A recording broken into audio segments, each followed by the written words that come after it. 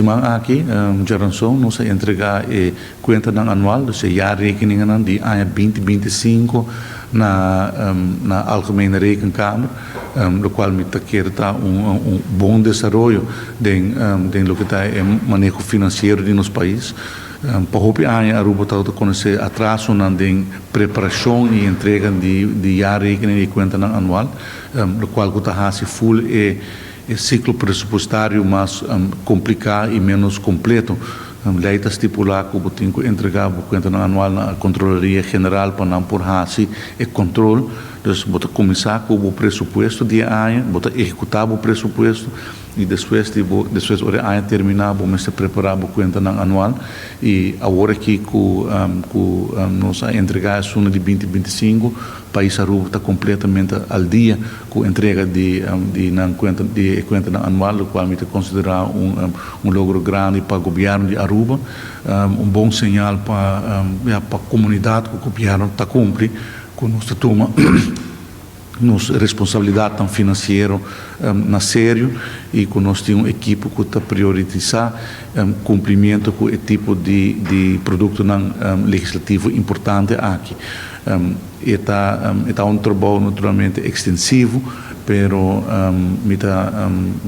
contento que nós logra entregar isso aqui e para o primeiro viagem assina, vamos pôr já de tempo assina recorde. Agora que a Controladoria General também faz sua revisão e agora dando sua nota de bevendingen para o processo por continuar. Para o que está em ano 2025 ainda não tem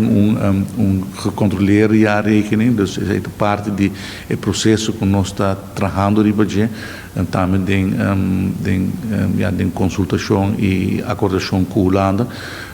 nós acordar com o ano 2026, então ano aqui nós temos controle também de auditor externo riba e a rekening, dus e essa aqui está em ideia aqui é trabalho ele começa a acabar riba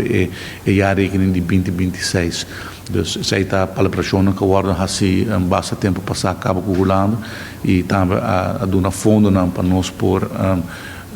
procurar que tem auditor externo para fazer aqui, mientras que o CD ainda tem capacidade para depois take over a tarefa aqui. Então, está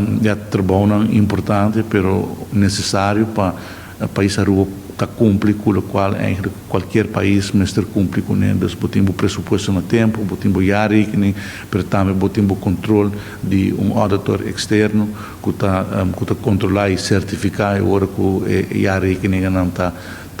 correto. Então, está uma série de trabalho que nós sabemos executar e que todo dia nós logramos progresso e cada dia por demonstrar que o qual nós estamos trabalhando de budget culminar também em tipo de produto aqui.